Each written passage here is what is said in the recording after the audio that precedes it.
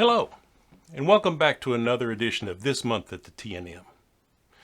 We've made real progress towards getting a vote on independence, and the opposition is still beating the same old drum.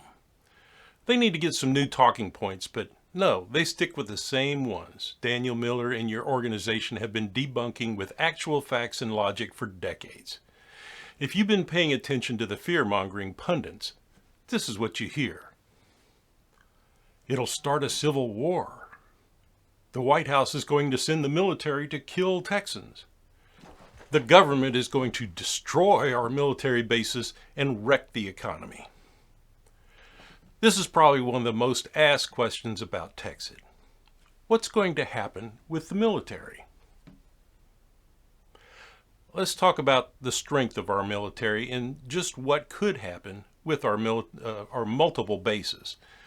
We'll look at why these Project Fear arguments are just nonsense. When I hear these arguments against having a vote, I want to tell these people, if your main reason against Texas being independent is because you're afraid of what the government might do to you, I wouldn't want you on the line fighting beside me if that actually was a reality. There are better ways for Texans to respond to that, and I'm going to show you the logical and more polite way to address their claims. Many brave Texans make up both our Texas military forces and several branches of the U.S. military. The Texas military force is comprised of the Texas State Guard, the Texas National Guard, and the Texas Air Guard. As of September 2021, there were 22,000 members of the Texas military force.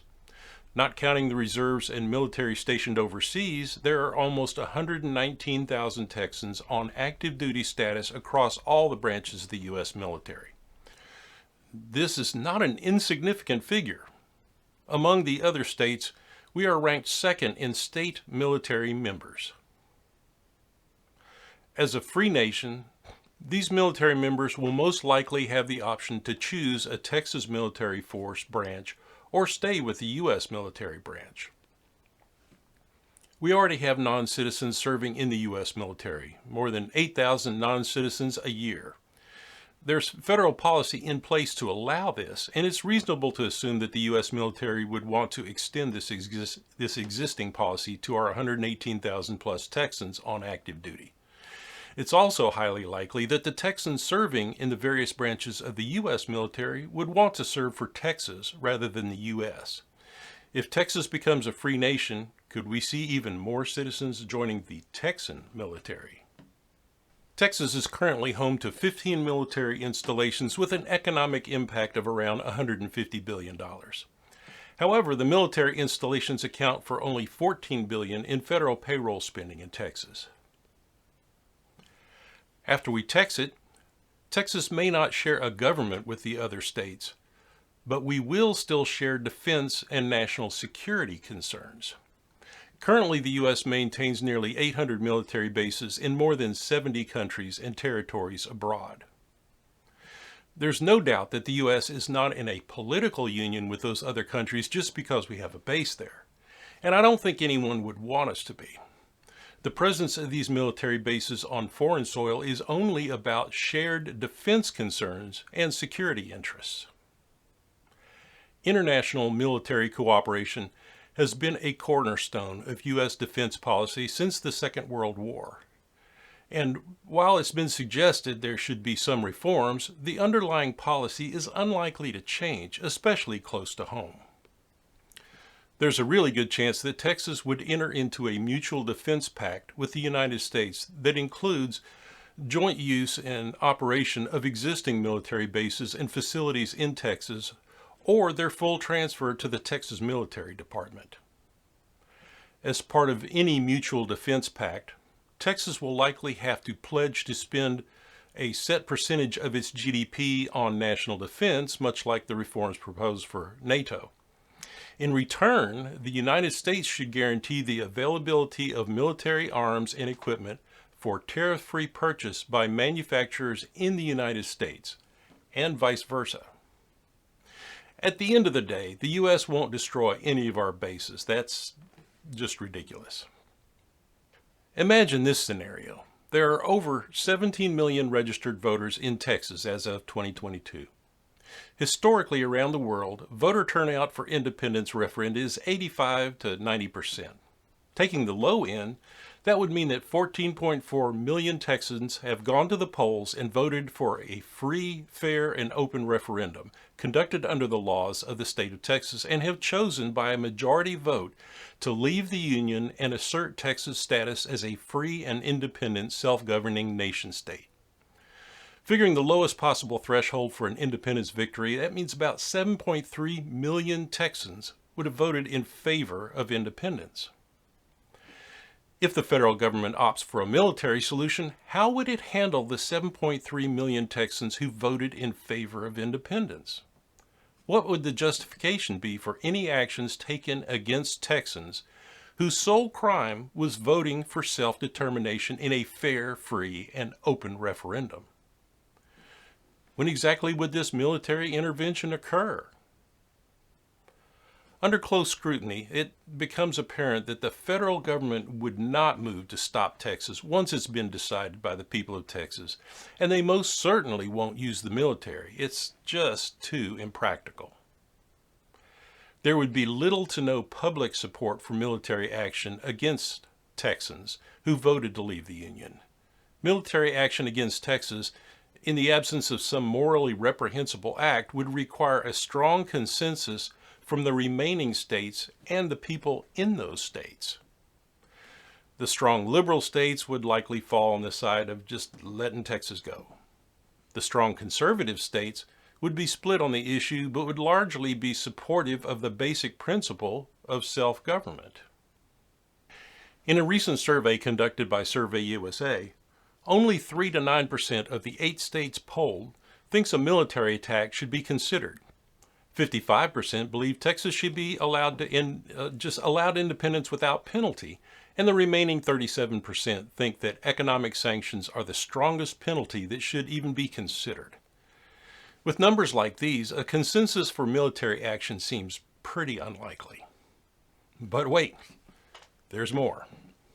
The use of military force would bring swift condemnation from the international community and would damage international relations for years to come. Some countries would likely impose economic sanctions on the United States until the civilian government of Texas was restored, and the results of the independence vote was respected. It would also cause a tectonic shift in international policy related to the support of democratic institutions, essentially making any efforts made by the United States illegitimate, past, present, and future. You'd have to believe that troops would obey an order to fire on millions of Texas civilians and their leaders whose only crime was invoking their right of self-government. With approximately 118,000 Texans serving in the United States Armed Forces, it would be difficult to get compliance. The ultimate irony is that any Texan in the United States military who took up arms against the lawfully elected government of Texas or its citizens would be guilty of treason under Article 1, Section 22 of the Texas Constitution. If some component of the military followed through on the order, it would likely trigger a domino effect, where other states, outraged by the disregard for the political will of the people of Texas, would skip to the end of the process and unilaterally declare their independence. Texas might be the first to leave, but if the federal government used the military to suppress the result, it certainly wouldn't be the last. Although the lack of public support and the fact military action is so impractical are significant factors, the real reason the federal government won't stop Texas from leaving the Union is one of the biggest drivers of the federal policy: economics. Economies hate disruption. Texas would no doubt be disruptive, but it comes down to what's more disruptive. Ordering military intervention would create shockwaves throughout the U.S. and global economies. Carrying out any type of military intervention would be even worse. The best course of action for the United States would be to mitigate the disruption in the most practical way it can, at the negotiating table. It's the most practical choice open to the federal government in dealing with a successful Texit vote. To illustrate the oversized role that practicality plays in this arena, you only need to look at the statements from the federal government on Brexit. In his now infamous visit to the UK, President Obama told the British people that if they voted to leave the European Union, the United States would place the UK at the back of the queue in negotiating a trade deal. The British people voted to leave the European Union anyway. Afterwards, the federal government was at the table with the UK, laying the groundwork for a trade deal. When faced with the choice of irrationally shunning the world's fifth largest economy with a GDP only $1 trillion greater than Texas, or rationally executing a trade deal, the federal government chose the practical route. It's far easier to negotiate a free trade agreement with a Texas that's on its way out the door than it is to militarily occupy its capital in Austin. It's easier to negotiate a currency union with Texas than it is to deal with the possibility of massive insubordination in your military. With the negotiated separation, the federal government has the opportunity to show that it believes in the principles that it has espoused around the world for 70 years.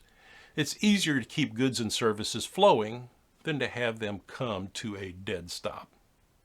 Forced integration into the Union at the point of a gun involves international condemnation and the loss of credibility on the international stage for the next 70 years. It's going to start a war. If this is something you hear as an argument against independence, you need to understand that if the federal government, just by the threat of force, prevents you from wanting to vote on independence, then they can prevent you from speaking or going to church or impair our rights to keep and bear arms. If the threat of force is all it takes to keep us from engaging in a fundamental right, then it's more important than ever that we have this vote and let the people decide. Texit is the answer. All the fear-mongering out there isn't going to change this simple truth. Most of the information in this presentation comes from either Daniel's Texit, Why and How book, or the website facts on texitnow.org. You should encourage anyone wanting information on Texas independence to check out both of these sources. Thanks for joining us. See you next month.